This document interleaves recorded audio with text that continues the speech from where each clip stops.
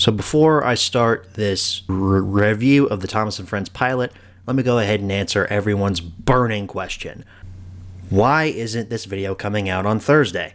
I shot this video the first time with the intent of it coming out on Thursday, but the audio sounded like crap. You don't believe me? Take a listen.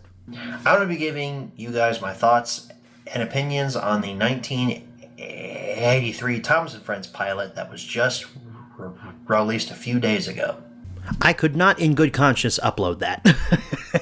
It sounded absolutely terrible, but we now have the more professional setup going here. We have an actual microphone that I'm speaking into, so things are going to sound a lot better today. Difference is you're losing the face cam. You're just going to have to stare at this beautiful logo of mine for the majority of this video. Although there'll be clips of the pilot playing throughout the video, don't you worry about that. So what are my thoughts on the Thomas and Friends pilot? I liked it. I think it's super awesome the way that the pilot opens up. I love how it has this behind the scenes reel showing you how they made it. It's really awesome to see.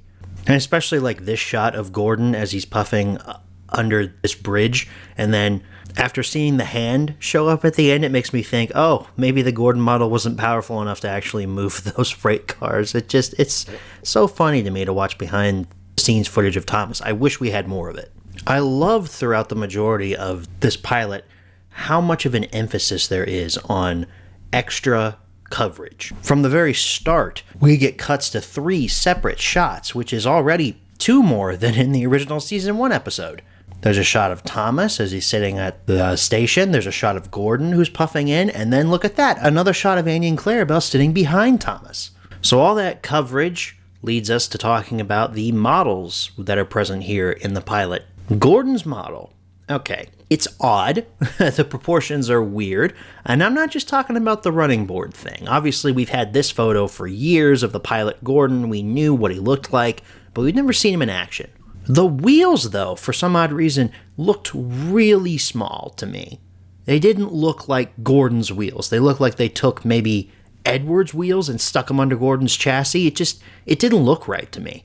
And boy, some of the faces they've got for Gordon and for Thomas later on are just a little bit odd looking. I'm guessing the shots of Thomas going under the intro bridge weren't shot when they were filming the pilot episode. I believe that was just archival footage taken from the season 1 shoot later on, and they just put it in there for continuity's sake for this recreation of the pilot. This shot, however, we knew was from the pilot. We've known that for years.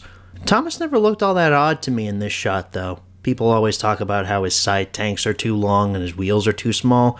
I don't know, I just never really noticed it. The mine sequence is definitely better than what they pulled off in season 1. The explanation in the pilot is definitely more exposition heavy than in the season 1 episode, but I think that it's better laid out in the pilot because there's actually some explanation as to why Thomas can't go into this area as opposed to it just saying, hey, there's a board there, don't pass it. I definitely like the establishing shots more of the mine in the pilot than in season 1. The shots in season 1 are okay.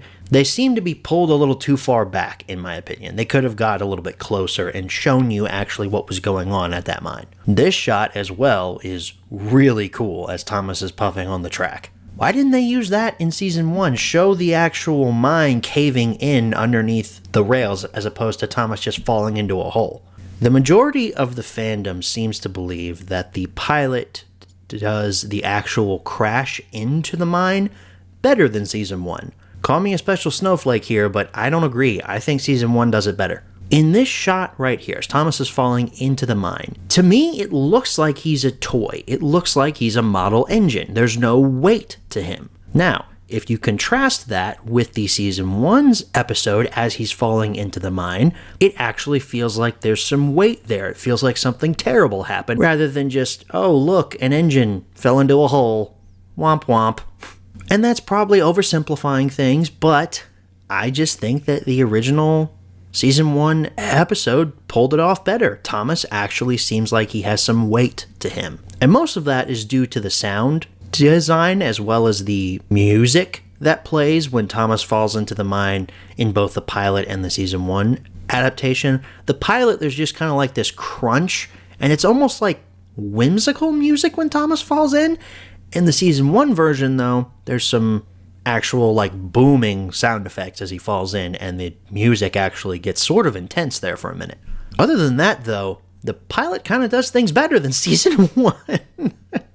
At least from this point forward, because when Gordon shows up and there's actual shots of his winch that's turning, actual close-up shots, I mean, and then there's shots of the workmen that are tying the cables to Thomas's back buffer beam, and there's shots of Gordon actually struggling to pull Thomas out of the mine shaft.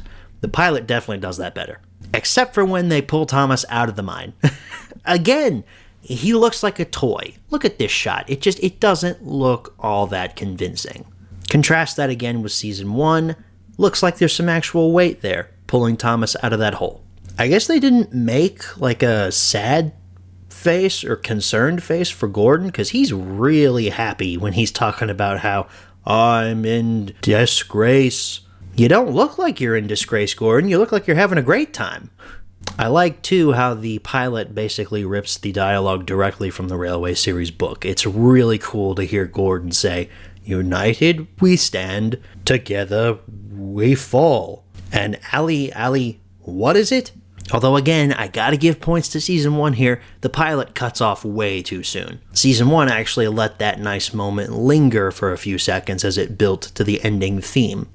Meanwhile, the pilot is just like, okay, we're done, let's get out of here. So as I said, I really like the Thomas and Friends pilot episode. I think that it was really well done. There are just some points in it that I feel season 1 improved upon. But I also think that there are some points that season 1 kind of dropped the ball on.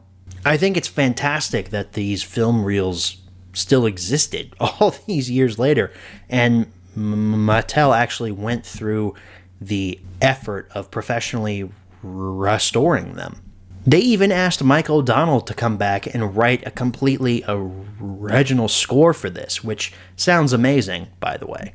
The fact that we even have this in the first place should be commended and celebrated. So, Mattel, we've given you a lot of crap over the years for what you've done to the show, but hey, a broken clock is right twice a day. Thanks for giving us the pilot.